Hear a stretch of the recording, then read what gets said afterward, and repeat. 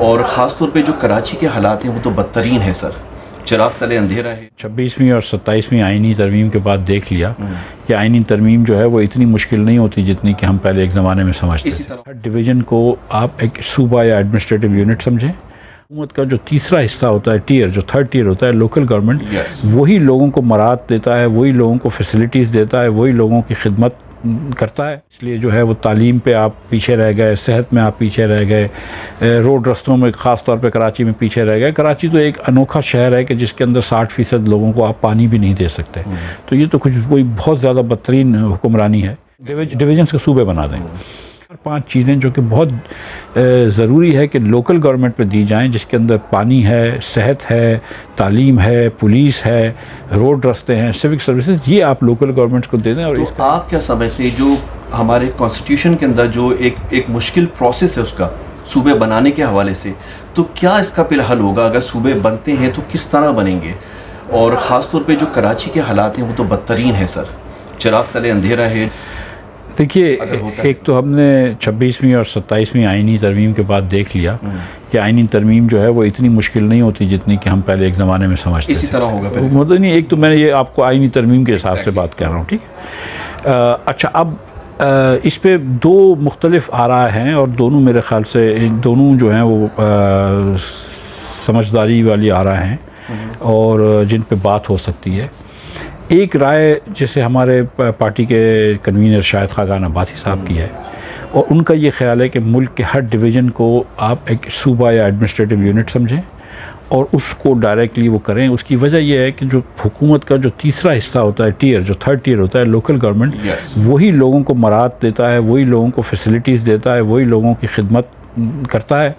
और अगर वो पूरे सिरे से सिस्टम ही ना हो तो फिर आप लोगों की खिदमत नहीं कर सकते। इसलिए जो है वो तालीम पे आप पीछे रह गए, सेहत में आप पीछे रह गए, रोड रस्तों में ख़ास तौर पे कराची में पीछे रह गए। कराची तो एक अनोखा शहर है कि जिसके अंदर 60% लोगों को आप पानी भी नहीं दे सकते।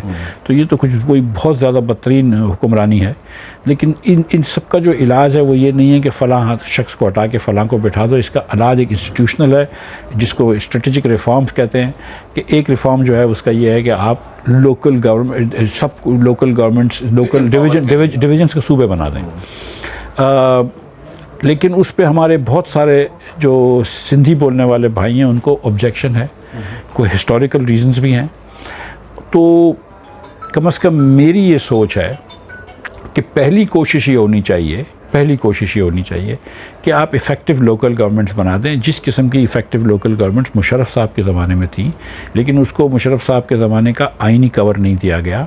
फिर जब 18वीं तरमीम पास हुई और आपने 140A डाला उसमें, लेकिन उस पर आपने कोई चीज़ नहीं की, तो पंजाब असम्बली ने एक रेजोल्यूशन मंजूर किया है कि जिसके तहत लोकल गवर्नमेंट्स का पूरा चैप्टर इंसर्ट कर दें, जैसे कि वफाक का है, जैसे कि सूबों का है, इस तरह आप एक लोकल गवर्नमेंट्स के डाल दें। तो उससे चीज़ें बेहतर हो जाएंगी। और 4-5 चीज़ें जो कि बहुत ज़रूरी है कि लोकल गवर्नमेंट पे दी जाएं, जिसके अंदर पानी है, सेहत है, तालीम है, पुलिस है, रोड रास्ते हैं, सिविक सर्विसेज, ये आप लोकल गवर्नमेंट्स को दे दें। और इसका एक जो ऐसा तरीका है वो ये कि आप डायरेक्ट पैसे जो हैं वफाक से इन लोगों को, लोकालिटीज़ को दे दें। और ये इलेक्टेड लीडर्स होने चाहिए और एक इलेक्टेड जाए तो दूसरा इलेक्टेड आ जाए।